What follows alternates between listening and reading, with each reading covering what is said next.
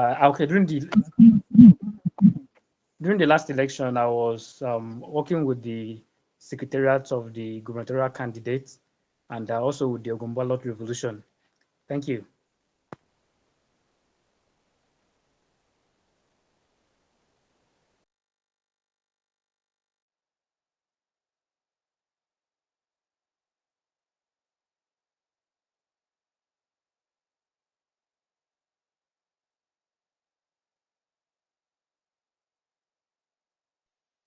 Hello.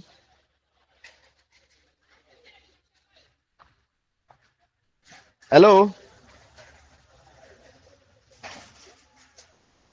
Hello, we're listening to you. Okay, thank you. Thank you, Your Excellency. I don't know if the introduction has been completed so that we get to the crux of what we have to discuss this evening.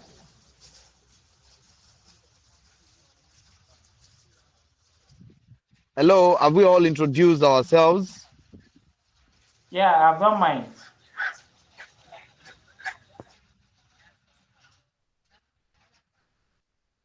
Okay, without taking too much of our time, can we kindly send the links, put it up on the flyer of the event? Can we put it up on our WhatsApp groups? Can we also share in WhatsApp groups immediately so that we can have more people join us? The form to join, the Google link itself, just the link. Can we also share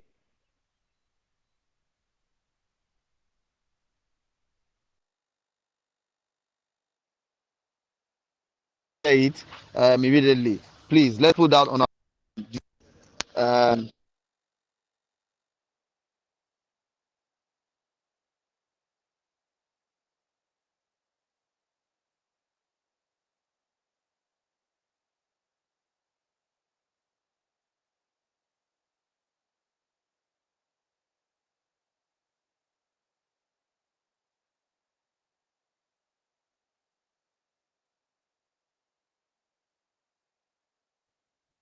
Hello. Yes, my network is really messing up this evening. Please permit me. Um, so, as I was saying earlier, we have to look at the implications of the recent petition tribunal judgment and the entire process on our party and, of course, on the Nigerian polity. What are the implications? And of course, also the imperatives to take away from the entire process. So, before we dissect or get really into the crux of the matter, I would like to um, implore us to have a review on what we had in the last discussion, which was the role of political parties or political institutions in the electioneering process of the country. And we discussed how uh, we had with us was the deputy chairman of the Labour Party uh, from Abuja, who gave his own opinion about how to go about this paradigm that we are yearning for. So we did a recap on that. We looked at the experience of the Labour Party of Ogun State in the last elections. We saw a lot of lessons to learn, and of course, the way to go about the future. So that is about the recap. I don't know if somebody else wants to help us to have some other things added to what I have just said about the last edition.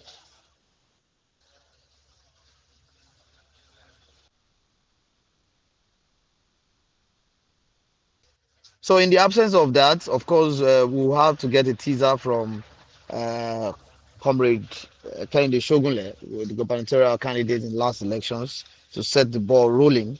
Um, it's generally an Ogun Labour Party conversation. We pick every topic, we pick different topics every 2 weeks and dissect it to the advantage of us, especially the knowledge acquisition part of it, and of course, to also sharpen our learning process in understanding the practical process of politics in Nigeria, considering all the other contextual constants that could play out, that may play out. in all of these scenarios. So we'll be welcoming Comrade Kende Shogunle to give us the icebreaker as we get along into this conversation. Don't forget again, please share the link to this conversation across all the platforms in which you think like minds who are interested in rebranding political process through knowledge-based strategies could be available. Please let's share so that we have more people coming to this platform to learn one or two things. Thank you. Let me hand over the microphone to Comrade Kehinde Shogunle, the gubernatorial candidate for Labour Party in the last elections. Thank you.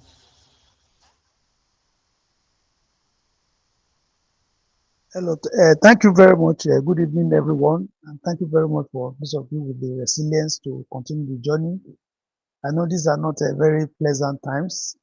Most people are quite actually disappointed by what is going on, and they're looking. Maybe some of us still wondering what is the way forward, and that's the essence of the conversations like this, so that we can critically review what has gone and then what we can do to wake up and push forward. It, it is a marathon, not a dash. Every generation has the challenge to fulfill, to betray, or to stand by their destiny, and I think that is what we should be standing for. I know it is not very. A lot of people, particularly in the Labour Party, are quite disappointed at the return of events. If it was a shed, it's showing to all of us that it's not going to be long. A lot of realities are done it quite a lot of people. A lot of lessons are being learned, and for particularly obedience, for particularly young people, they need to guard their loins to realize that this effort at taking back the country, this effort at transforming Nigeria is not a tea party. The powers that be are deeply entrenched in the system at all levels and at all dimensions of the game, and that they can do what it takes to retain power. They said power is not served a la carte. You don't just go there and pick and choose. You have to struggle for it. And these guys are adept at the game. They've been there for quite some time. They know the name of the game at all levels. And what we see is a realization of what they've been doing. What we all have is enthusiasm, passion, and energy to change things and putting ourselves forward to make sure that we can actually do it. And all through, this is just a culmination of a lot of challenges that people have been facing in this process, particularly since 1999. But at this time also, these entrenched people are there, and they don't want to take the challenge. They saw it, they saw the signal of it during NSAS, and they underestimated what can be done. They were able to crush that. And then when the political terrain also came up and the evidence rose, they were quite scared. They rolled up all their army at all levels. This is not even not at the level of the political party itself. There's a lot that was done. At the level of INEC, there's a lot that was done, and now at the level of the judiciary, a lot is being done. And so we should all recognize that every civilization, they've had their own days of breakaway, or break with the old tradition. And I think if we continue with this process, we can. What we achieved during the last election is not easy. It's a mean feat. We didn't expect even we could go this far. So they rolled out all the arsenals, were able to deflect it. So that is the work. That's the work of entrenched interest. That's how when you work with entrenched interest, that's what happens because they dominate all departments of the game. But there is still a lot of hope for us, and that's one of the reasons why we said this we should continue. They said the leaders are few, followers are many. And I think some of us that are here are leaders in our right because we can see beyond the current circumstances. What we need to do is to critically even review ourselves. To what extent, as a party, are we prepared to face this challenge? To what extent, as a movement, are we prepared to face this challenge, to change things, or do we want to play the game of the old, or the game of the current players? What are we supposed to be doing differently? What are we supposed to be reviewing among ourselves? And then how do we confront issues going forward, particularly when there is a lot of dominance going on?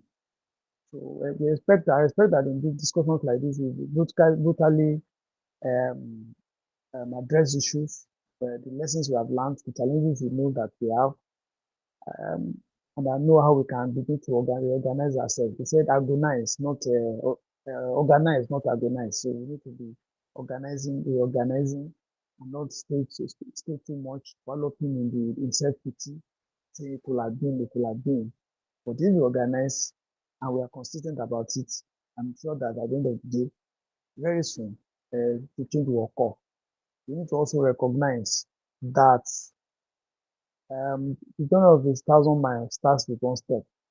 We may think that 2027 is far away. It's not far. It's just 3 years down the line. And that if we begin to do the things that we do, and we do it very well, both at the national level and at the state level, a lot of things can still happen. I know that the struggle is a struggle. Obedience is Peter Obi, the presidential candidate, is a symbol of that struggle. And we shouldn't just limit it to that is only what it does. What are we going to do in our own rights to be able to push this agenda forward? Because the reality is that the country needs to change. The reality is that young people have to stand up and be counted and take up the challenge for good governance. Before, most of us are not, we don't care. We just believe that they will do it. But I think with what we have shown, we shouldn't relent on our efforts. We should build on what we have achieved. We should learn the lessons and we should begin to address a lot of things more. It takes for a lot of serious reflection and repositioning at the level of party organization, at the level of election organization, at the level of judicial engagements, and at the level of even personal leadership, such that we'll be ready to know that this is worth it. A lot of people are thinking that the option is to get out of the country because these people are not ready for us. But if nobody faces it, nothing will be done. The old order will just continue. And some people built those countries that we are going to. Some people at one time or the other have actually suffered. Some people are even killed in the process of doing that. A lot of people are talking about going on the streets, violence, and all of that. Now that these people have consolidated themselves into power, any violent action will be quashed almost immediately. So what we need to have now is what I call strategic action, strategic, deliberate, sustainable action, reaching to each and every one of us, not to lose hope, to organize, to see how we can operate within a very difficult environment, but still keep the fire burning. Because that fire should not just be quenched by the disappointment. So that is what is going to be my charge statement for this evening.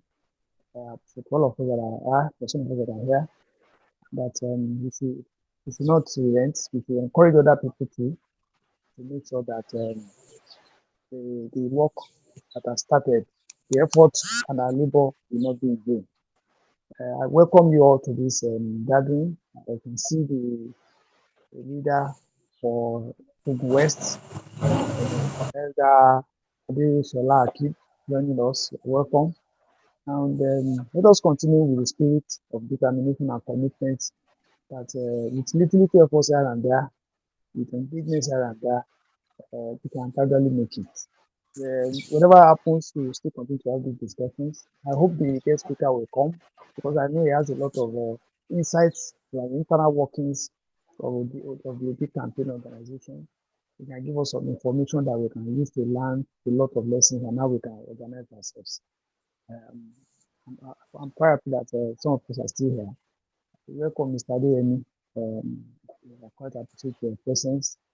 You look quite determined to encourage and infect other people like us, like you, be part of this process. Whatever the attendance, whatever the issue, that's how it is. When Jesus Christ was crucified, all the apostles ran away. It was even a lady, Mary Magdalene, I think was the only one that went to check the tomb the following morning to see whether the corpse is still there. But eventually, there was a resurrection. There was the glory. Those few people did not come together at a point. What we see of Christianity today will not be there. So let us keep the faith. Let us keep the hope alive.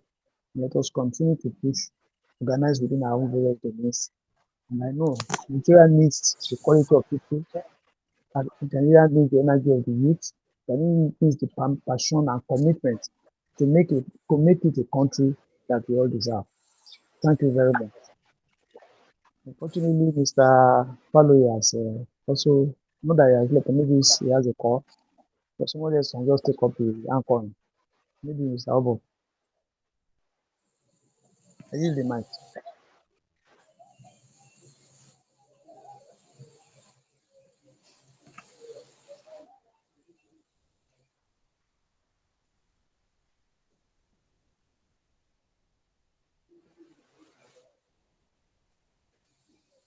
Okay, who else is talking? I don't know whether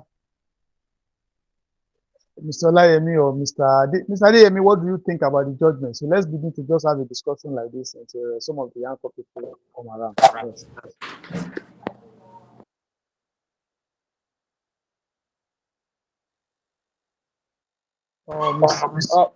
Good evening, sir. Good evening, everyone.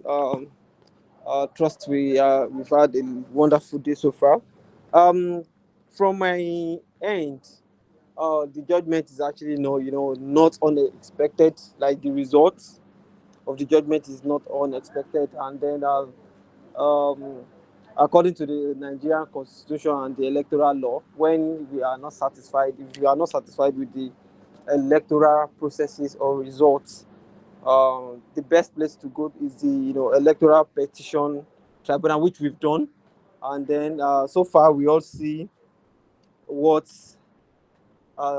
the judgment that was passed, but then I when most of the times when I engage with a couple of guys, young persons like myself, and even the some old persons that participated in the election that passed, or probably give their support to the party, I see that most people are not keeping the hope alive.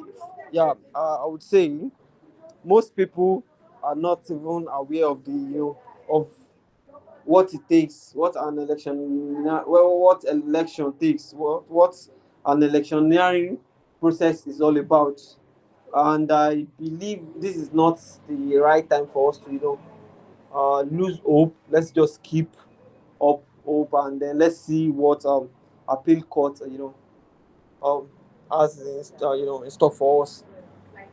But then also, I would like to say we should also monitor our activities individually as a group, and then especially in especially in the online space. um, we should ensure we have a common a coordinated activities, the way everyone just do their things and all. We should, most times there are some permit me to use this word, sycophants from other parties that are in amongst us, and their their plan their plan is to disrupt things, and then or cause chaos. If you check the online space, especially the X Twitter space, you would see that a lot of pressure or new accounts has been created. You know, a lot of accounts were created, especially in this month, towards the announcement of the result and all. Let's not engage those accounts. Most of the times, I saw some so-called celebrities, and I call them yeyebrities, and influencers. We should not engage. We shouldn't give them um, all I call it. What they call it? We shouldn't give them impression when they post some things, you have to let's not look towards those those sycophants, and then we should ensure that there's some weed that has been planted amongst us that portrays themselves as sheep, but then we should learn to decipher, we should learn to understand or recognize a sheep from a wolf, and then let's not give them breathing space. Let's not give them oxygen to thrive. Once they post, let's not engage. I have been doing that a lot. I do that a lot because you can't tell me I'm a mob, or probably you can't say probably I'm always angry or something, and then when the table turns to your side, you guys also attack. So, but then we are the talk of the town because we are the four people in a room tweeting, like they said, towards the election, during the electioneering process. So, but then to you know we our time is fast spent. So to cut short the long story, despite the fact that we have our gaze on the coming, sorry, on the coming judgment, because we still have like a number of cases in the court, even uh, aside the presidential, tribunal, sorry, the presidential cases. We have, honorables, and then we have House of Assembly members whose case are still in court and all. I believe this is the right time for us to, come together, not to be divided, because whether we like it or not, no matter what the final result of this election, no matter the final result, people are preparing for 2031. This is not the time for us to go and sleep. We should, we should strive hard to brace, and then we should strive hard and brace up for what's to come. And I'm still hopeful that something good is going to come out of all these processes. But then we should brace ourselves up for 2031, because if we don't start acting now, if we don't start preparing now, we are going to have cases of people like Lamidi coming to our midst, coming to try to disrupt things. But then if we have a proper structure, we have we have in our different formations. If we see, if we if we are coordinated, and then we meet constantly, there won't be any opportunity for miscreants to come to our main. So let's start our groundwork now. Our from our, what do I call it? Or what Peter Obi enjoyed during last election was just goodwill, people's goodwill, and then the fact that we are all tired. But then Labour Party as a whole should start a preparation now towards the coming elections, because we have come to stay. And then, yes, and for us to achieve our mandate, so our so-called mandate, we need to brace up. And then I've been looking forward to have a community from Ogun State, like Labour Party, community, and then to meet with people, and then thank God for. I just saw this the link on a group, and then I said, okay, I should be here. And then please, let's try and as much as possible to have people with good intentions on our community groups. And I hope probably after this meeting, there's going to be a link for the party um, group or WhatsApp group for us to join. People like us that are not in the states, right? Apparently, but then that would love to be involved in the activities or the running of the group. Um, I once again I appreciate my senior comrades, and then the governorship aspirant in the past election, and every other persons, and then my very good brother Obot Esiet. It's nice having you here. So thank you, Sas. Thank you so much, Comrade Adeyemi Dosumu. I'm sure I got the name right? Thank you so Yes, much. you're correct, sir. Oh, great. Thank you so much for your contribution thus far. It's indeed beautiful to hear from young people that the game is not really over, but indeed it has just started. And that is quite reassuring. We've heard earlier the gubernatorial candidate, His Excellency Comrade Kehinde Shogunle, also attesting to the fact that it is not a dash, it is indeed a marathon. These are words that are reassuring and, of course, um, reigniting the energy, the passion to indeed take over and, of course, be involved with all decisions that are about us and, of course, take Nigeria to its very, very enviable heights. It's still Ogun Labour Party conversations. We're looking at 2023 presidential election petition tribunal judgment. We are looking at actions and imperatives for Labour Party as a whole. And we will, of course, take some other thoughts of others as they deem it, uh, you know, from their own perspective, to also share it with us. I don't know. Do we have any hands up, or we just have to call on anyone to give us their own perspective, considering the judgment, the entire process, and of course the way forward for Labour Party. Uh, Elder Danford, are you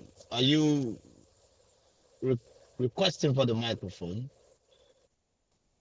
Thank you very much, and with opportunity, to me, I'm not too surprised of what came out of the judgment, but it means to me that we have to be more and more thorough, more and more careful, more and more meticulous in all that we're planning politically, and we have seen how the judgment have come and gone. Where really have we very well? Where really have we done very well? So it's really an important thing for us to be very, very careful and then be more paying attention to whatever is going in and around us, because this practice or this kind of judgment will always continue to come up in our country unless we take decisive and convincing actions that will make the Israel to think, look, this cannot continue anymore in this country. We have to be resilient. I'm looking forward to what the party or what we shall become in the future, not what we are now or what we are going to get now. We have a vision, and I think the reason for whatever we shall be doing henceforth is the realization of that vision, and not necessarily a monetary gain, as the case may be, as some people might be thinking. What is in it for me is money. No, your vision is to create a new Nigeria, and what we have to do to create a new Nigeria, we may have to give some sacrifices and ensure that that vision is realized.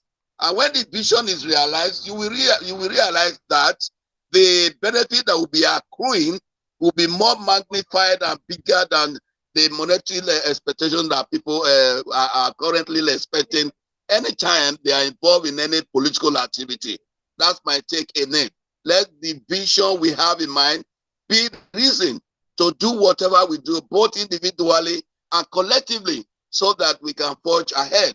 And of course, this time around, I will want to call very seriously on the youth, because the future of this country we are trying to have, which is a positive one, lies on how effective, cooperative, united all you guys will be. That's my take for now. Let us study very carefully what the judgment of the judiciary and see how we can avoid what we should be able to avoid, and admit whatever we'll be able to admit in order to realize the new Nigeria status we're anticipating for Nigeria. Thank you. Thank you.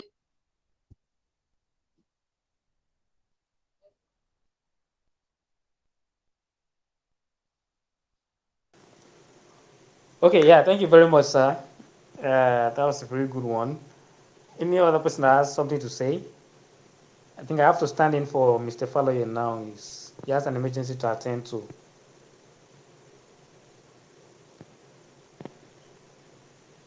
Hello, Mr. Samuel, are you there? Do you have something to say?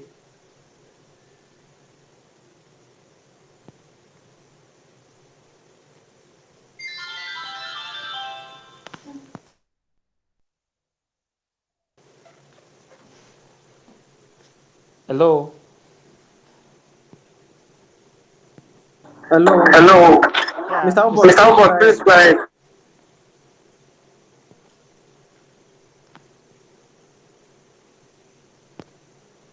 Okay, I think, yeah, Mr. Day, you want to say something? No, I no, no, think I think we we testing testing the the microphone microphone to know if we can hear you. Sorry. Sorry. Okay. All right. So the mic is open for any other person that wants to comment based on the topic of the day, which is the 2023 Presidential Election Petition Tribunal and the reactions and implications for Labour Party, especially in Ogun State.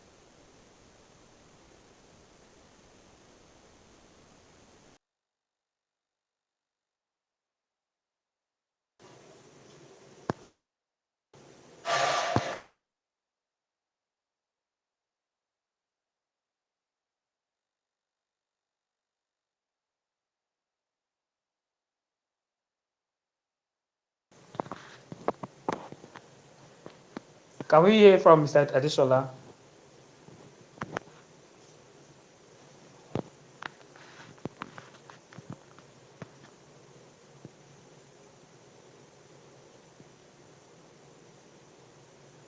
Hello, Mr. Kib. You can unmute yourself to share your thoughts, your reactions before we bring on the guest speaker again to share his thoughts. Okay, so I guess, can anyone hear me? Yes, ma'am. Yes, Yes. yes. Okay, all right. So I think in the absence of any other thoughts, I think over to you, Mr. Adeyemi, to you know tell us more about what you think about the situation on ground and the way forward, and especially as you're expecting the Supreme Court's judgments, what should be our expectation? What should be the role of obedience? People that so much believe in the new Nigeria, to make sure that we don't lose hope and that we are prepared for what is going to come. Yeah, the floor is open. Let me just say something. I think within us here, I think a lot of one right now. I think one of the reasons why we may have a low attendance right now is that I posted it. Is the fact that right now there is a Twitter X space going on. I posted the link that is being held right now by Party Tommy and a host of other people talking about it's a national, and about 2,000 people are there. They're actually talking about the direction for going forward. I could have just said they started at 5 o'clock. I don't know whether they are still there. It could have been nice for us, for some of us to be part of that, to see what they are saying there. They call it State of the Nation Rally World Media Charts. It started at 5, and that's the link I posted there. So a lot of people may be there to look at. But I know that we can look at the recording later once we finish this. But that is going on. You can look at it. It's also in YouTube, so people can look at the YouTube channel. I can post the YouTube channel also here. So that is one thing. The other thing is the fact that a lot of people also make comments in some of our platforms that I think we should be able to share and talk about there, so that we don't spend a lot of time posting in our platform. So that I can see Mr. Glasgow posting something very interesting called middleman politics. Usually we could get somebody I think to also articulate more on this. It will be very, very much interesting. But be that as it may, I just feel that this conversation must continue. We must be able to know our perspectives. Nothing will come from the moon. It's only ideas that are coming out from here that can change things. And if you just keep quiet and think that somebody will do something somewhere, and we don't do anything at all, nothing will be done. Nothing really will be done. What became of Labour Party today did not just come up by accident.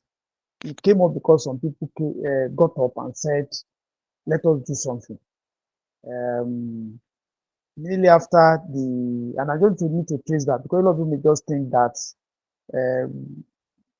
Labour Party just started, the new Labour Party and it just started from the blues. No, it didn't just start. So when we know where we are coming from, we will know where we are going and where we are. Immediately after, Labour Party has been in existence for quite some time. They've been contesting elections and they've been participating in the elections and they've been having candidates and the aspirants and whatever. But they have not made the kind of mark that was made in this particular election. What made the difference was a set of 3 or 4 people who felt that something must happen in Nigeria and there must be a political party that will anchor that. I don't even think that and it was because a lot of things were being done everywhere. And I think some of us may know the background, but I think it's good for us to know that. So that's why I said it's a marathon, it's not a dash. If we had wanted to go at the steam of Labour Party alone, we may not have gone far. But because other people came in to join Labour Party, that's why, and that's why we got to the point we are in today. First of all, the Labour movement itself, they have come to the conclusion that they don't want to go. They want to go beyond agitations. And they want to go and begin to play political. And they've been having conventions and conferences trying to see how can they play politically. They started they started for a long time and they registered, and people like Adam Oshomole, who was national president of the NLC then, utilized Labour Party up to a point before the campaign into APC. Also, Mimiko also utilized the party. He was in PDP, but he saw Labour Party available and he used Labour Party to contest in Ogun State. He won. But it was that Mimiko's influence in the Labour Party that led to the spread of Labour Party at some point between 2008 or to 2014, even 15, while it was still there. And he was able to rally quite a lot of people because the Labour movement rallied around him. He also performed in Ogun State. Unfortunately, by the time he was finishing and I was handing over to his, even before he even finished, he moved on to PDP. And then Labour Party then became hijacked by quite a lot of people who then began to use Labour Party as a party for anybody that is interested, like an emergency vehicle. If you don't have to get a ticket in APC or PDP, you find Labour Party useful to use. Through this process, and because the participation was not that much, the structure had not built enough machinery for winning election. If they can get candidates, but because they couldn't get candidates with a lot of muscle, they couldn't build that machinery. But everything changed in 2020, 2023. Everything was happening in 2023 when the labor movement itself now said, look, we want to even take over our party because the suffering in the country was too much, and that it's better we actually play active politics. So they started looking for partners. At the same time, there's a body called the National Conservative Front or Forum that also galvanized quite a lot of people towards the NSAS, who also said that, look, let us look for a party that we believe can translate our aspirations into reality. And they did a search. They zoned out to about 2 or 3 parties NNPP, Labour Party, and PRP. Incidentally, some of us were part of this process. We eventually at the meeting one night, everybody agreed that given the fact that Labour movement is going to play in Labour Party, and the NSAS people are going to play in Labour Party, we should use Labour Party. We should work with Labour Party to contest the election. And it was supposed to be a mega arrangement, and that was taken at that time. So, and once that was taken, a lot of people who have been working in the state, particularly the NCF people, and these NCF people are the people that are advocating what they call a third force. Labour Party was just a party, but the third force joined it, and they now make Labour Party to be the third force. And so they use all the machinery of the third force to go into Labour Party to make sure that they form a party that can compete with APC and PDP. So that gave a lot of fillip to Labour Party. Some of these third force members are the ones that are having big discussion right now in the other Twitter space. And I think what I can link our experience in Labour Party or other in Labour Party, well, at the expense of the fusion. I can't say I attend the Labour Party because what was agreed at that time was that all of us will form a new, we work with the Labour Party, but we will form it together. But incidentally, I think because the election was going to occur very quickly, we were not able to build a formidable team that could run elections, both at the state and despite the enthusiasm that a lot of people have, that could run elections both at the state and even up to the presidential level. Because I'm doing a tap of everything. I'm trying to see what will have gone wrong. Because what was said at the initial stage was that the ESCO of a particular, the ESCO of that, of every unit, even at the national level up to the state level, must be divided within the four parties. After the division, they are supposed to meet and they evolve a way of building up strategies for winning the election. Unfortunately, most of the, and there have been, unfortunately, because of the time, the group did not change any of the chairmen. They just said, look, if Labour Party already has some chairmen already, maybe as caretaker, we should leave them there because they know the workings of the party. Let's work with them so that we can make the party work and so they can face the election quickly. Incidentally, unfortunately, it appears we were not able to agree on what I call the common ideology, the ideology that Mr. Danforth mentioned about building a new Nigeria or taking the country back. It was like some people wanted to run the political, but somebody wanted to utilize the same model of just allowing candidates to contest, but not working together to build a new Nigeria. So that caused quite a lot of conflict both at the state level and even at the national level, which we are also experiencing now. We can see that before even we did the election, the signs of conflict has been emerging. And our state, we saw what we went through. Some of our members, some of the ESCO members were suspended. We tried to get another set of people in. They didn't work very well together. And we have to go for election. So it is in this flux that we went for that election. And also at the national level too, we see a state ESCO trying to discipline or passport or no content of the national ESCO. There were issues around that. So that was also going on. But while this is going on within the party itself, luckily we had a candidate because the Peter Obi that got a popular appeal and that drew a lot of people. But unfortunately, a lot of the people that were following Obi did not go into the party fully. They were not part of the party machinery.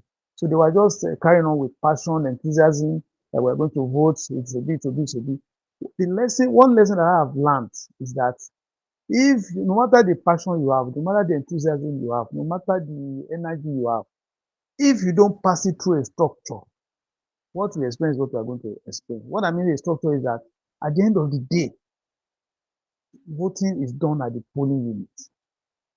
Polling agents are going to work. Party members are going to work. The people who are voting, who have energy, who have passion, who have interest, they will just come to the place and vote their own, and they go back home. The people that will guide the vote, that will count the vote, that will check the votes, that will make sure that we are not cheated are the party agents and the party members. Unfortunately, we have not, that was not properly structured. We had our challenges in the state. 2 or 3 weeks to the election, that's when we are still compiling names of polling agents. It has to be, they have given them notices on this for almost a year. And this was not passed to everybody. Even when it was passed that they were trying to do polling agents, the portal was not opened for everybody. So instead of 5,042 polling agents, we had 3,000 people, which was even just any polling agent, just to come and give us a list. Whether the people know what they have to do or they don't know what they have to do, they could not. You just said, look, let us serve people there. From the judgment, the lesson I learned from the judgment is that the courts decided, they said that you can only prove that you won an election if your polling agents show that there was rigging in their polling booth. The only authority is the polling agent. Unfortunately, can we even account? Do we even know our polling agents? Do we even know whether they know what to do with the polling agents? We did not have enough time. Some people were trained, but do they have a thorough training? Do they know what they have to do?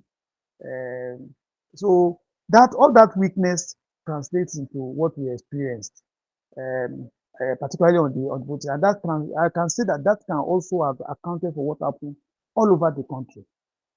In the peculiar case of our states also, we had a process, we had a primary just to submit form, and a lot of those things to submit one at the party headquarters. There was a delay, we had to go to court, and all of that also dampened a lot of people. We were just working against hope, hoping against hope that something positive will happen.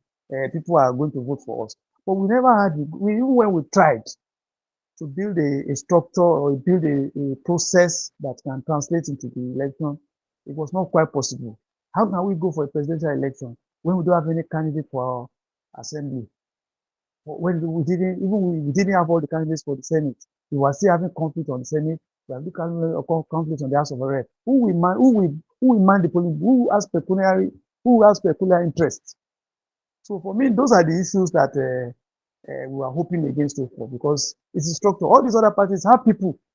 The OB will not go to every polling unit, will not go to every constituency, will not go to every senatorial. It's the senatorial leader, it's the senatorial candidate, the House of Rep candidate that has to work there to deliver both himself and OB, because it's the same election. We didn't have many people. So all these things, I'm somebody that believes in process. If you don't have a good process, the result will just be abysmal. And that's what we saw. For our state, we tried. We even expect that we could do as much as we did. We did, but the structure was not backing it up. Both the structure at the state and also the structure at the national level. There was also a presidential campaign committee. If we want to win an election, there was a central presidential campaign committee. They appointed more than 1,500 people. They broke them down to states. And I don't think that most of the PCCs in all the states, a presidential campaign committee is supposed to be a very strong committee that will deliver the vote for the state. I don't think we allowed our presidential campaign committee in all the states to work clearly and to do what it is that we want to do. It was so disheartening for the judges to say that we claimed that we won the election, but we couldn't present the evidence that we could present. Who are the people to present the evidence? It's the presidential campaign committee chairman in each state that will have prepared the case of each state, so that when they take it there, they will show clearly, because they are the ones on the ground. I don't think it worked. And then the coordination at the PCC was not also that efficient. So you see that you cannot expect a result that you did not prepare for. The noise was much, the enthusiasm was much, social media was talking, everybody wanted change. But let me tell you something. If you want to go on a journey, the vehicle must be good. You must have fuel, you must have engine oil, you must have water in the radiator, the driver must be good. It appears we were enthusiastic about the journey we were going, but our vehicle was not very good. So, and I think it's not the fault of every one of us, it's the cause of circumstance. The fact that because there was no time, and we were all blending, there was no time. Four people, set of people were coming together, and the activities were all timed. That must happen. And here we are competing with people who have been contesting since 1999. So it was supposed to be a miracle that could happen. But unfortunately, if God, we thought that because of the fact that people have suffered so much, because of people's yearning for change, it could not happen. That's why I've said that we shouldn't blame. A lot of us tried. A lot of people tried at the local government level, at the wards, at some of the polling units, against all hope. We really tried to create a difference, to make this mark. The young people really tried. But who is channeling the energy of the young people? So, and that's why some of us still have hope that if they don't lose hope and they recognize where the issue is, it is not about them. It's about the system that we run. And that if with the time we have now, we can run that system, we can then commit ourselves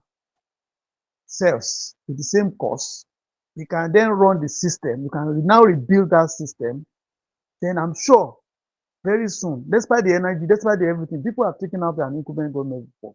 So, despite all of that, if we organize ourselves, we don't spend too much time agonizing and we organize, we will be able to meet them. Because from what we see, they may seem to have a lot of power now. They have all the military at their command, they have a lot of things, but the people want a change. People people want a change, people want something different. It's just a vehicle, we need a vehicle and we need a symbol that can continue to galvanize people. So that is why we should not lose hope. That is why we should recognize and fix what we have to fix as a people. And just don't think we are not running a defense that. Can you mute yourself, please? Can somebody help us mute? Yes, the person that is there. Hello. Mr. Isaac, can you mute yourself? Yeah, thank you. So, we should. I know that they will go to the Supreme Court, they will prove one thing or the other. We may likely get some respite there. But the reality is that it is not a tea party. At the level of the party, we have to be more serious. At the level of engaging INEC, we can't trust INEC to promise what they promise. And at the end of the judiciary, it can be influenced if you don't have a cast iron case. So it's not a tea party. It's not something you can walk in the park and say we just want to win a state or want to go and win a local government or want to win a presidency. And I know that the man is undaunted. He's not undaunted. He knows the process he has started. He has woken up our consciousness as young people. But we should not be frustrated. We should just organize ourselves a lot more. Be committed as individuals, organize ourselves as a party, and then organize and know that every step of this process needs discipline and commitment and competence. At the level of the party, there must be commitment, there must be competence, there must be all of that. And at the level of the nomination, particularly nomination of aspirants or constitution and nomination of aspirants, primaries election, it's not just let us just come and do it the way we like. We must do it thoroughly. And then the level of the filing of the document, because that's where we got stuck with INEC. Nobody can then take us for granted again. Nobody can deceive us again. We must. The Electoral Act is there. INEC has a website. Forms are on the website. We can then go to INEC ourselves and see, I want to submit the form. If we have to go to the party, we don't need to just rely on a few people to go to the party. We have made inroads into the party now. So it just shows that we need to be more careful, we need to be more deliberate. Now we understand. We can't be surprised. And that's the lesson that all of us cannot be surprised and say, hey, somebody did something. No, all of us are now conscious of the mistakes that can be made or the issues that can arise, and we push it up regularly. Much as we are pushing that process on, that system and processes on, we should also be talking to the people outside. And I can tell you, people outside are still looking for change. They may be disappointed now. They may say, within 2-3 years, no matter all the promises that these people are promising, they are still promising now things will change, things will change. If it doesn't change, people will want a difference. And if we don't present ourselves as the third force again, to say we are still here, you know what happened the last time, it's not our fault, it's not Obi's fault. It is the fact that we should get it very clearly. We started late as a party. We formed the party. It's like we formed the party April 2022. a new party that will contest that election. We have not even blended before we say let us go for candidates, let us go for election. So we now have to do, you know to do a Tungunsin. And so, and then we went for primaries. Even that primary was like, let's just come and do some primary. Let's get people who are interested and let us get there. We didn't perfect that very well. We submitted form, we didn't perfect it very well. So people should at every level, people should know what should happen and don't depend on just a few people. We were supposed to do polling agents. We didn't even handle it very well. Then the election itself, it was evident that, and then the judiciary itself, everything up to that point, we realized that there's what they call a value chain. The value chain of the politics was not handled very well. So those who are interested in changing Nigeria must now be interested in improving the value chain of politics, such that we can relieve her. People will say, oh, they have power, they have money, their influence is much. I can tell you, APC is as weak as anything. Let me tell you, if Achiwaju is not contesting again in 2027, what will become of APC? If a Dakpadodo or is not contesting APC today, what will become of them? All of them are just parties that are driven not by leadership, not by principles, but by a leader, by an emerged leader. And see, Buhari contested and left. There is nothing he's saying about, he's not talking about APC again. It's not Tinubu. Immediately after they won the election, APC removed their national chairman. Does that talk about their national secretary? Does that talk about a solid party? PDP has its own crisis. So our own party is the party of the future. Young people are there. We need to build them into the party, train them very well, build their capacity on how to run an efficient machine that can win an election at all levels. And it is not difficult to do. It just takes commitments.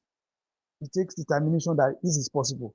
It may not be that easy because we need funding, we need finance, but if you channel the enthusiasm of the people that we have, particularly obedience that we have, and organize them very well. Because one thing I have seen in my experience is that it appears the young people are more committed to changing this country than any other set of people. They went through the process, they saw it, and they devoted themselves to pasting posters, campaigning, everything, without even any reward for them. And I think that we should continue to encourage these young people to continue that way, because that is the fight for their life, it's the fight for their future. Not all of them can run away. So those that are staying behind, who are ready to battle, and they would more than match the existing party structure. How many of the parties are having meetings like this? They don't. They all organize around leader because they know that something is coming up, or around an appointed person, an elected person. But independently, they meet on Twitter, they meet on Google Meet like this, they talk about, and they talk every day. Democracy is about deliberation. If you are not deliberating, you don't know the way forward. Once it is not deliberation, it becomes autocracy because we now are looking for the instruction from the leader. So we should continue this conversation. And I commend the organizers of this, that we continue this conversation, even when there are not many. So people should join. We should encourage people to join, and then continue it so that we continue to build the critical mass of people who share the same ideas about what has to happen to make sure we have a good party going forward. But I've just done what I call a critical analysis of it. It was too short for us to build a party that can build the process and systems that can win election, despite the enthusiasm and the energy and the commitment that young people have put into it. We should not throw away that energy. What we should do is use that energy to build a party and move forward. It may be challenging, but with determination, it can be done. And that is really my main message for everybody here today. Thank you very much. Thank you very much. Okay, yeah, thank you very much, sir. That was a powerful one. You've shared your thoughts, and you let us know that it was the odds were stacked against us, like in terms of limited time and everything. But that notwithstanding, we put up a good show. So I want to welcome back Mr. Falloye. I think when you left, nothing much happened. Is Honorable Kende Shogune that was speaking. So I think we can continue from there. Thank you so Thank you much, so much. Obot Ese Junior. That is one of our very capable hands behind this screen and behind the scene at Ogun Ballot Revolution. Put a whole lot of work into all of these events that we have done in the past and this current one that we're currently engaging in.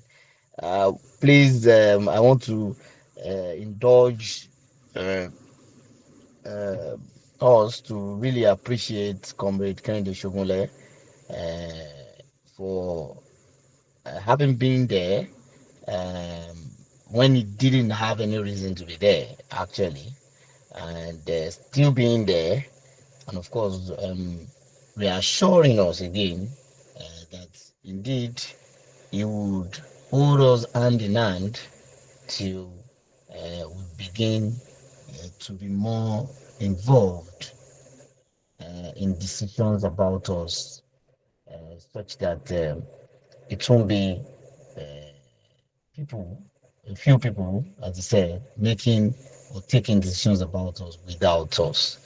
So thank you so much, Comrade Shogunle, for all that you have been doing, that you have done, and of course that you will still be doing for us.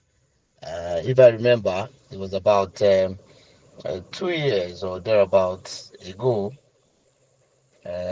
when all of these that emerged in the run-ups to the election started, and the whole discussion started from young people, and we took our discussion to this elder statesman, and of course, he gave us more advice, gave us his blessings, and of course, when we got stuck, we returned back and said, we have checked everywhere. We don't see elder that is having our interest at heart. And of course, that is patriotic enough to want to save the pot that brings the best stew for the country. And of course, uh, we had to do consultations and we ended up saying, oh, you leader, come forth to lead us. And that was what brought Comrade Kennedy Shogunle into active politics again when he really wanted to be on his own and enjoying his retirement with his family. But he has accepted it as a sacrifice for us and for the redemption of the current situation in the country. We give kudos to you for being steadfast and, of course, being a leader of great repute. Both off the screen and on the screen, Kennedy Shogunle has been a father, a leader, and anything you could think of when it comes to patriotism, having untarnished integrity, exceptional dignity, and in fact, exemplary character, and of course, exceptional behavior, being very, very accountable, open, transparent, and everything you can look for in a reputable Nigerian. Thank you so much for all that you have done, that you are doing, and that you will still do for us. Remember that we said we will not quit. And from NSAS, you have nurtured this movement, metamorphosed into what came into the Labour Party even before we joined the Labour Party. And today, we are talking about the third force in Ogun State, and we are talking about the third force in Nigeria.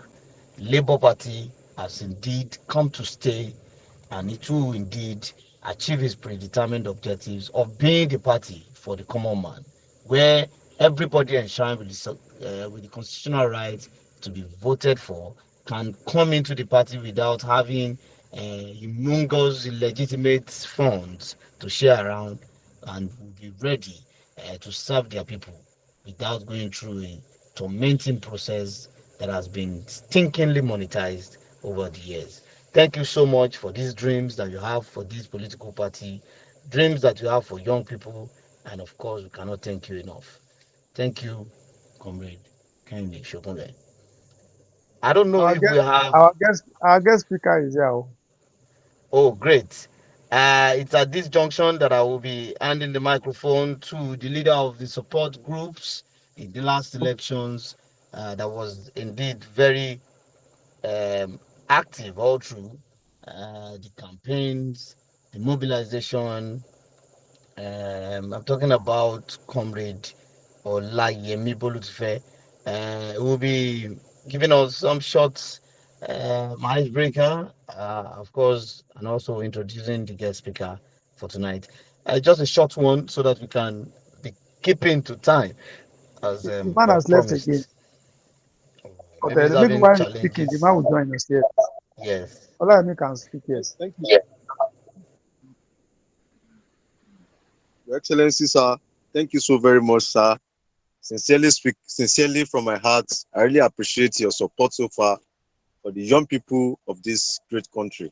Because during the election, when the thing was tough, when the movement was tough, when we had nobody to stand beside the youth, you stood with us, mentoring day and night.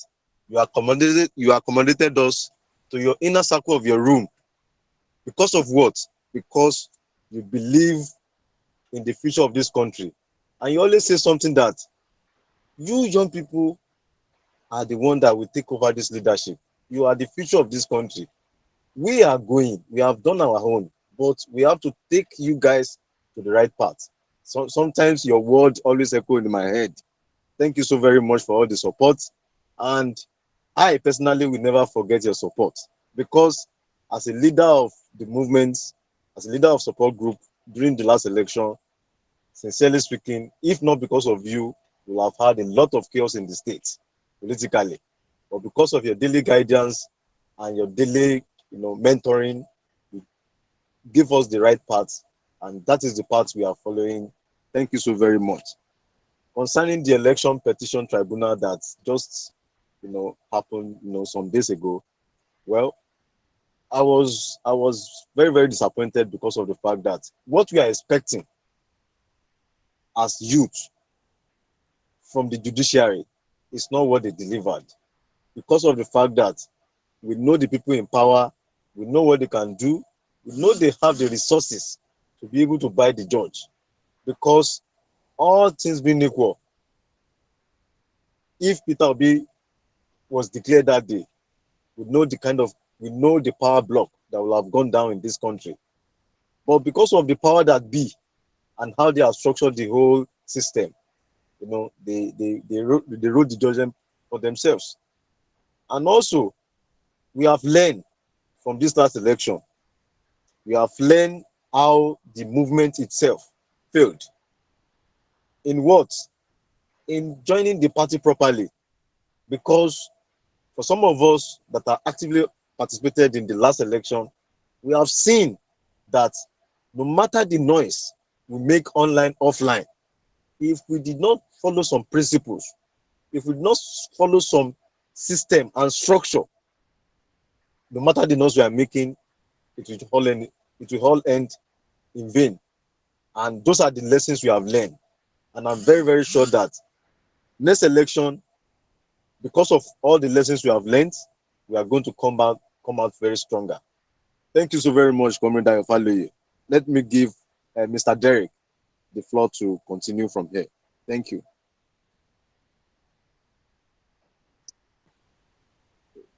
He has left too. He came in briefly and then left. Maybe Let me network. call. Let me call him. Please kindly get in touch with the guest speaker so that we can have even short words. Um, I can see somebody joining us. Comrade Adeshola, am I correct? Let's have some words from you. Thank you.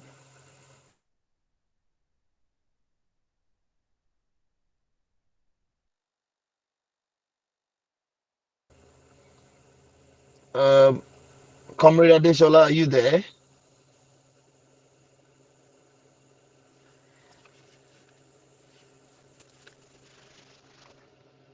Comrade Adeshola, are you there? Okay. So it seems that Comrade Adeshola is not with us currently. Let's see how far we can get the speaker to come up and say one or two things. But I really want to suggest that this topic is repeated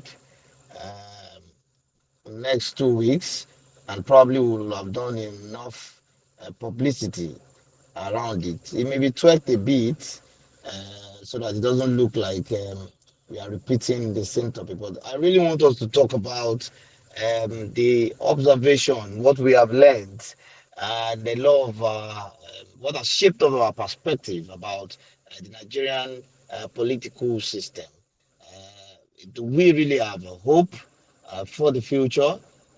Does the monetization continue, or will have a stop and demonetization will begin?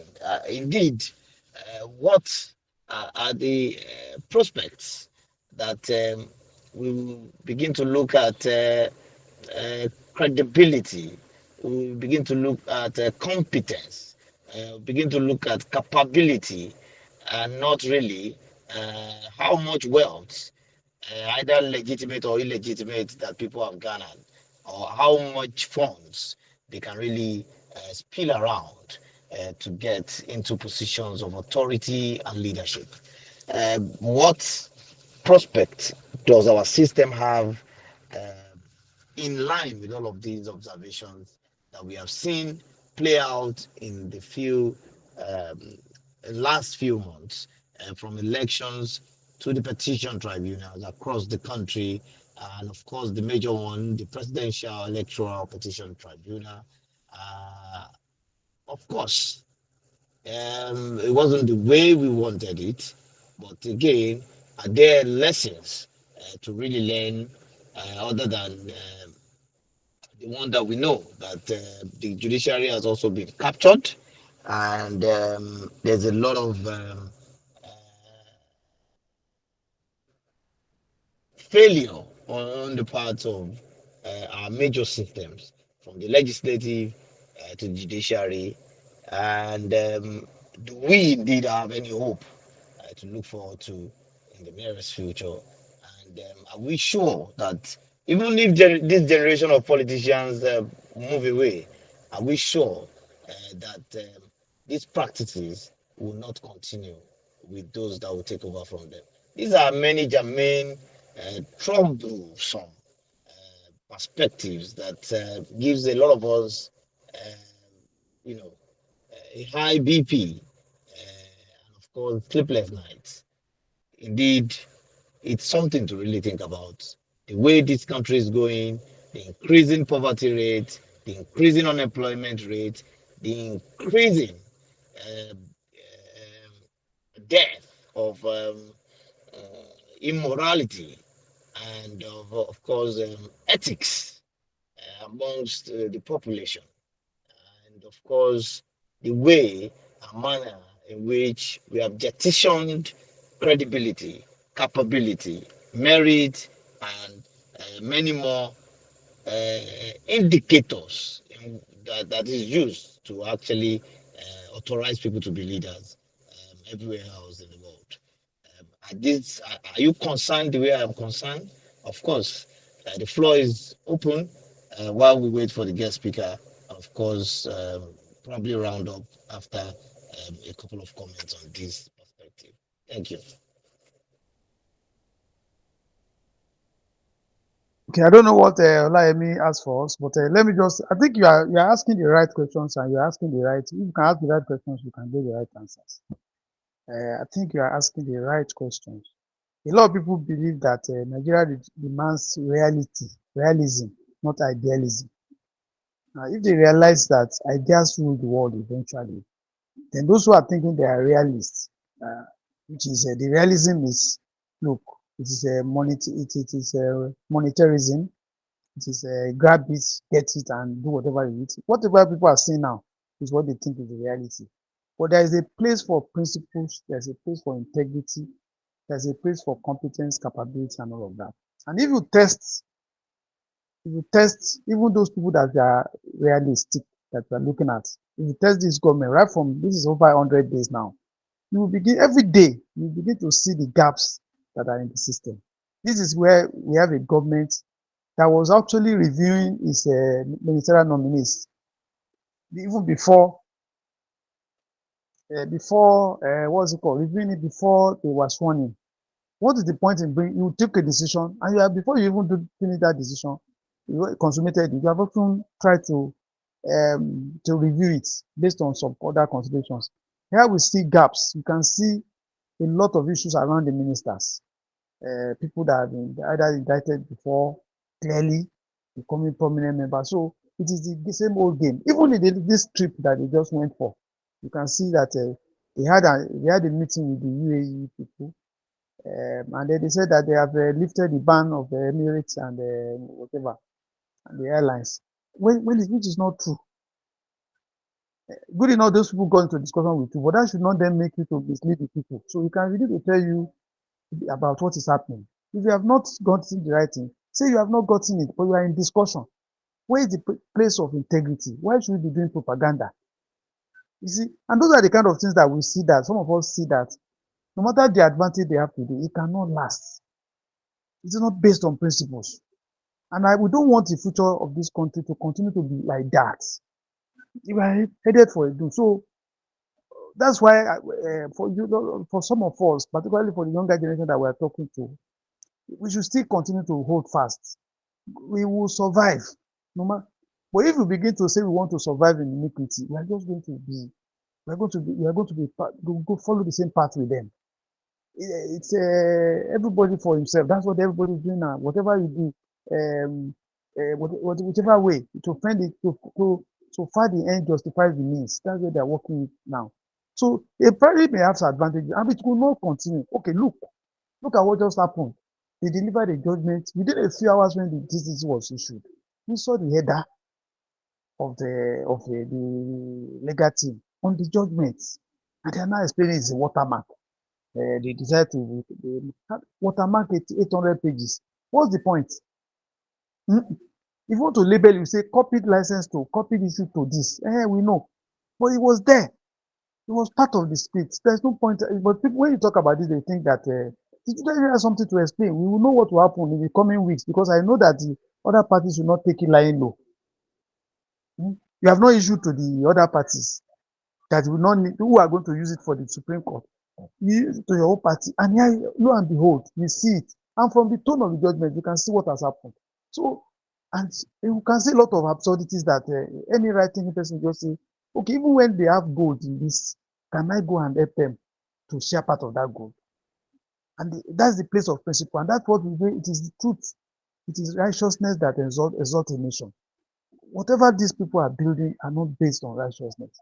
So for me, for a few of us, for a few of our young people, if we want to build a nation that we really, and to recover this nation, we must insist on righteousness from the word go. And that's why I said it is good for us to rebuild, to learn our lessons. And I'm quite happy that all of us have seen that we have things we have to learn. We wanted a short take, a dash.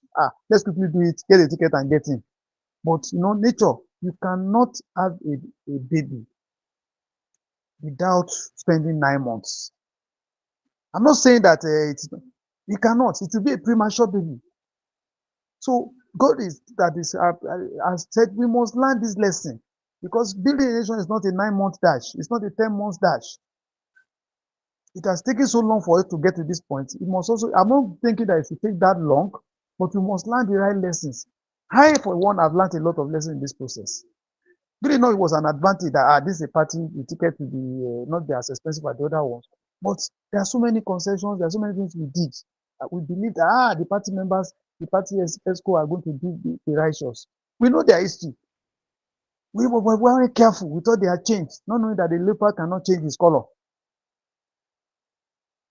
If you had doubted them and said, look, no, there's a safeguard, let's create something else. No, that, okay, go and do your own, I'll do my own. We were not doubting the party process, thinking we wanted a quick ticket.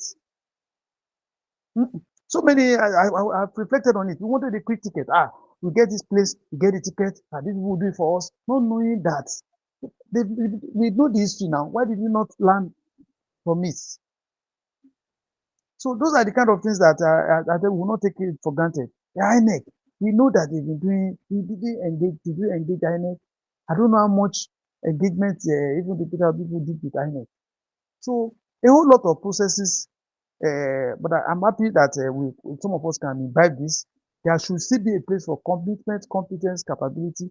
If we continue to still preach this gospel, look at the new church, the new generation churches. They'll start a small church today, 3, 4 people, but they consistently go there, preach the word, evangelize, and go. Preach the word, before you know it, the church will be very, very big. I think that's is the other kind of analogy. Understand the principles, imbibe the principles, use as a base of relationship between us, and then begin to use it to get members. But not just get members who are just going to be excited and say obedient, obedient, obedient. No, members to go into whatever party, and I know it's going to still be Labour Party. Go to Labour Party, even and then populate Labour Party. Go to the polling units and be identified by each polling unit, because we know everything happens in the polling units. We started the process that time. We call polling unit support posts, organizing around the polling unit. We said it everywhere. We created a framework for it, but we could not run it. This is the time for us to go and run the polling unit system. That anybody that is saying it's an obedient today must be able to know his polling units. Luckily enough, now we have data. Particularly if you are talking about Ogun State, we know they have the register for everybody in Ogun State. So if anybody says this person that came today, Mr. Adeyemi or whatever, if he wants to be telling you where is his polling unit, let's go and find his polling his voter's card and say be operating in that. You cannot be saying be operating in that your polling unit. You cannot be saying you are obedient and we don't know your polling unit where you are operating from. We must be directing people to their polling units, so that they can't just be coming and say, I'm supporting. No, go to your polling unit. It is what you do in your polling unit that we want to see, not what you are coming to do at the ESCO or at the caretaker committee or at the ward meeting. No, go to your polling unit. And your polling unit is going to be close to where you are living. So it's not a big effort. If you cannot convince people around where you are living, how do you want to build a party that can take the government? So that orientation must go in from today or as we are going on. Yeah. In my polling unit, if I get 10 people that I'm talking to every day about all these principles, and they say, look, I'll go into the party with you, then we can. We said it. He said, if one person in a party just gets 20 people, we will get 1 million votes. All the noise that obedience are doing here, how many of them can boast of 20? Okay, see now, all of us invited to 6 of them. We posted it, we shared it everywhere. 6 of us or 7 of us are here. Normally, if all of us have gotten 20 people or even 10 people each, we should have about 100 people here. That means it's a challenge for all of us. I should have called at least 6 people and say, join me in that place. You, join me in that place. You, join me in that place. So if you have that happening, so the challenge for 6 of us is like that are here, or 7 of us, is to say, look, the next ballot revolution, let's make sure we invite, let's even start with 5-5. 5-5. Share the link. Join us at this meeting. Let's talk about what we are doing. So with all those things you have said, at that next meeting, the challenge to populate it should be ours first, not just post it in the platform. We have now seen that it was well distributed. It was done yesterday, before yesterday. It was done today. Instead, people are posting another book because they just see that they are not sharing money there. So what are we going to be talking about? But they don't know that ideas rule the world. There is mental creation before physical creation. We are doing mental creation now.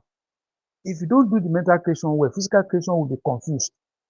What we didn't do in the whole engagement we did, was that there is not enough mental engagement to create, so that by the time we translate it to physical, we are just there are conflicts here or there. So that's why this conversation is very, very important. And I plead on to each and every one of us to continue to invite people. If this one is not about it, just throwing it there.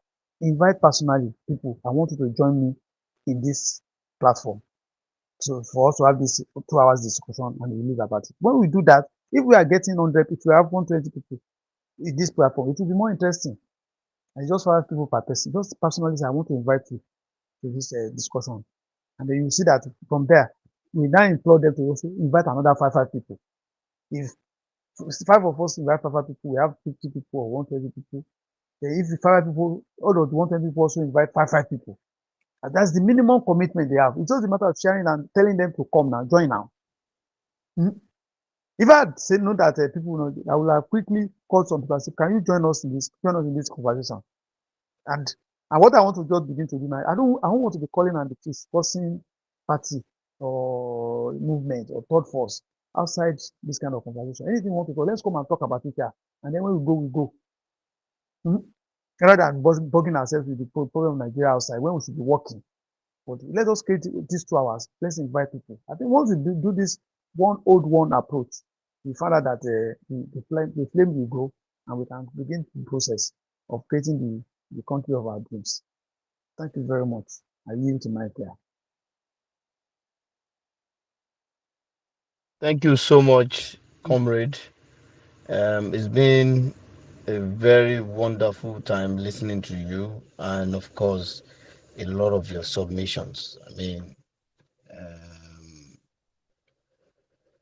you have said the hard truth, and of course, we are going to take that as we leave today uh, to begin to see this project as indeed uh, our own assignment in making sure that like-minded people come to benefit from this event going forward. I want to thank you for the time. God bless you for us. God continue to guide you, and of course, indeed, um, change is possible. There's no doubt that a small committed people can change the world. Indeed, it's the only thing that ever has happened. So I take a whole lot of confidence from that quote by an American anthropologist, Margaret Mead, and of course from the words of Comrade Kennedy Shokunle, that indeed Rome was not built in a day. We have to keep trying and keep improving in the way we are trying, so that we can indeed celebrate. I don't know if anyone has one or two things to say as we round up. Do we have any local government updates? Do we have contributions? It seems our guest speaker was not able to hang in here because of the network. But indeed, I have learned a couple of things tonight. And of course, I'm going to take that to bed and improve on myself. I'm sure every other person has also learned one or two things. So we'll be taking outro from any individual. Last comments for tonight's edition of the Ogun Labour Party Conversations. We are talking and looking at the 2023 Presidential Election Tribunal, Petition Tribunal, and we're looking at implications and imperatives for our great party. And we've heard a lot this evening that we can really reminisce on and, of course, improve ourselves with. So I will hand over the mic to anyone that shows their hands that want to give us closing remarks. And, of course, we can call it a beautiful evening.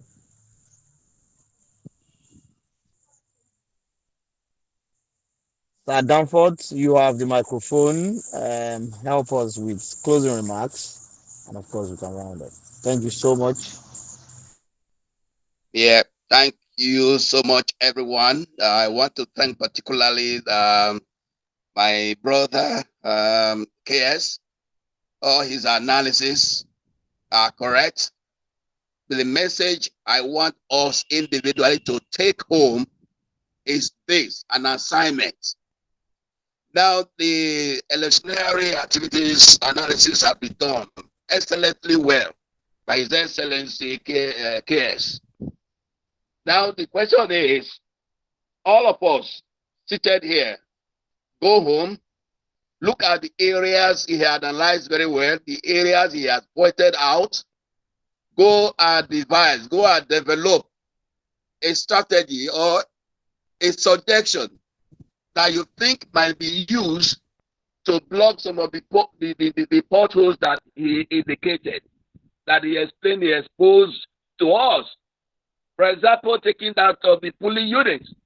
He said a lot of things about it, which we could have done, but it was not done. Can we now come by the next 2 weeks and say, how do we handle the issue of pulling unit challenges so that they don't come up again? That's number one. I have mentioned it before. If we don't agree, if we are not committed to the realization of the vision of the Labour Party, we won't get there at all. All these things we are doing is rhetorics. Do we really understand the vision? When you really are saying new Nigeria, what are the implications? Are you committed? Do you understand that the benefit that would accrue from a new Nigeria will be more than the monetization benefit that you are currently enjoying? How do we make the pulling unit activity a very, very formidable one? And because if the pulling unit activities are not properly coordinated, it will affect what will be going on at the coordinating unit or what at the local government level and even at the national level. So our attention should be, how do we make the pulling unit level, which of course is the NG house, a very, very formidable unit in all the structures that we are intending to create or put in place. Let us be committed to the vision first. The vision will come, but it may not come today, tomorrow, or the day after tomorrow. But if we think about it on daily basis, when we're in the bathroom, when we're in the taxi, wherever we are, and say the vision of the new Nigeria, you will see that even your listeners, your hearers, one day will ask you, this thing you are talking about, what is it all about? We have to be committed to the vision first.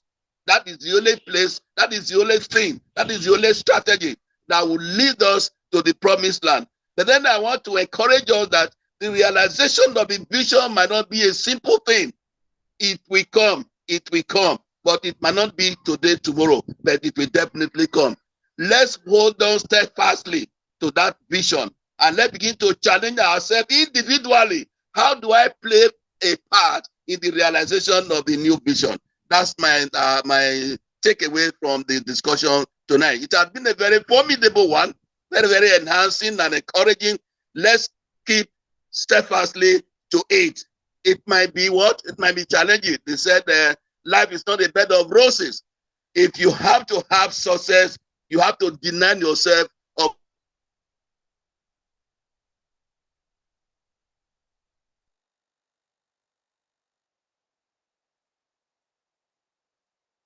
certain self-esteem in order to realize your dream and get to your destination. Thank you very much.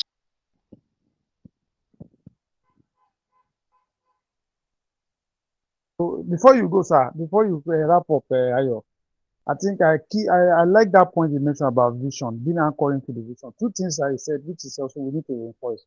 One is that the vision. The vision is already articulated. You know, we tried it also. You know that book, Morgalu's book.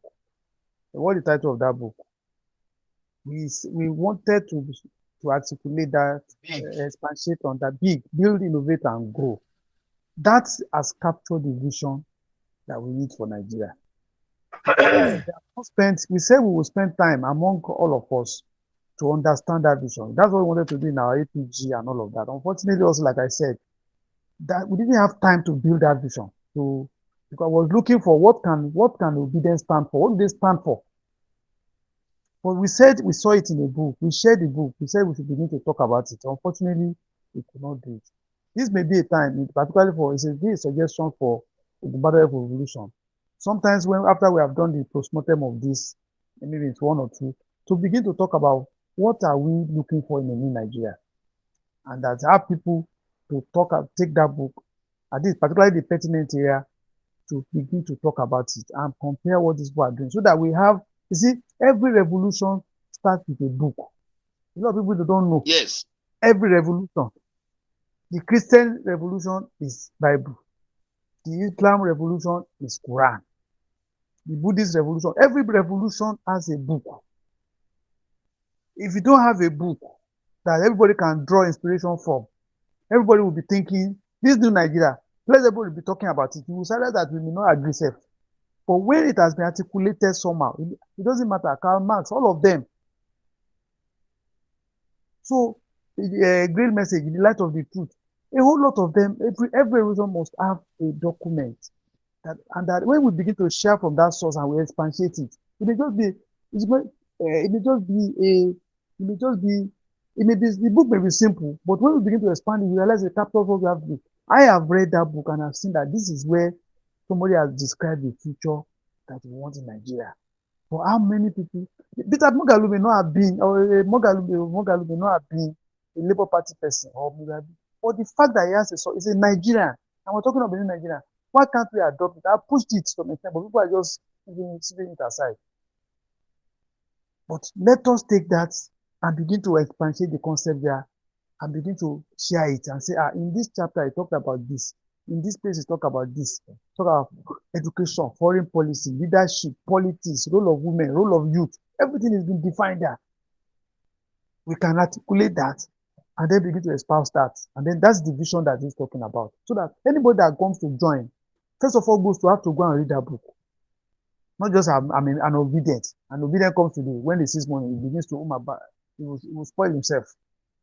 So that's for me, that's one. The second thing which he also mentioned is that from this one going forward, you should be thinking about organizing from the polling units. It should be very core. It's like a parish. It's like a mosque. Every Muslim has a praying mosque, has a residence. So those are the things they do in revolutions. Every person, a Christian, has to have a parish that he goes regularly to share the vision, the Christianity vision. Every Islam has to go to a Jumat, a mosque, regularly to share the Islamic vision. So don't because this is about our life too. So we have a book. We also have a polling unit where we are sharing the vision there. When we begin to do that, you find out that before we know it, that politics of principles, politics of commitment, of competence, of character, we begin to build up from below. And then you find that when people are talking to APC and what they are talking about is so that you can talk, okay. You don't know, so you don't mean well for any Nigeria. And then the common man will begin to realize that, and that's why we begin to create what we call this ballot revolution. In fact, maybe sometime along the line, we may need to change this Ogun ballot revolution to Nigeria ballot revolution. That's how we can begin to build it from the base up, a book and a place of sharing ideas. And these conversations, we are still doing it here. We can continue we have it 2 weeks now. What if people begin to have it in the polling units every 2 weeks too? It's like we're going to church every Sunday or we're going to the mosque every Friday. So this conversation will continue and we'll begin to invite people like that. With those two things, I think we have started the basis for moving forward rather than lamenting on what. And then by the time we roll into the party or we roll into the election process, we just have our own adherents there who can work for us. The third part is that we can look for partners. We have partners. A lot of people are willing to work for a new Nigeria. I know for a fact that the Islamic movements want a new Nigeria. If you just say, okay, what can we do now? Our Labour Party, because a lot of people have lost. The Christians want to work with a new Nigeria. If you tell them, work in your polling units. This is the book that we use for politics. Just like you have the book of Bible. Share it with them and say, in your polling unit, go and discuss this book. You talk about. Then with those tools, we are ready to, it may be a quiet one because you know it. Because the latent energy is there, because the commitment is there, it will just catch on like wildfire. People just be wondering, where did they come from again? Because I'm telling you, if we are waiting for Obi to tell us what we are going to do next, we may not get there. I'm not saying that I don't believe in him, but we are going to put a lot of burden. There's a lot of burden around him. We can organize ourselves. We have the tools. And he won't go to every ward. We are the ones that are in every ward, right? Then in every polling unit. Let's begin that bottom up, and then we connect, and then we begin to go. I think that's for me. It's a deworming process for me, but I think it's a very, very good. And I think we should start from there. We should not think that we cannot do it. With those principles, we can do it. I yield the mic. Thank you very much. It's been a very nice discussion. Ayo. Thank you so much. Thank you so much, sir. We appreciate you. And as we also have promised, always keep to the time. It will be at this particular junction that we'll be calling it an evening. As we said, Rome was not built in a day. We keep trying to improve every other week. And I want to appreciate us who have stayed from the beginning to the end, our relentlessness, and of course, our staunch confidence that this little beginning will indeed become the modus operandi of the nearest future. Uh, Continue to hold ourselves steadfast to the principles of a new Nigeria in practice, both online and offline. And of course, we pray that God should bless Nigeria, bless Ogun State, and of course, bless every one of us. It's a beautiful evening from here, and I say good night to everyone. My name remains Ayobami Befaloyi. Thank you.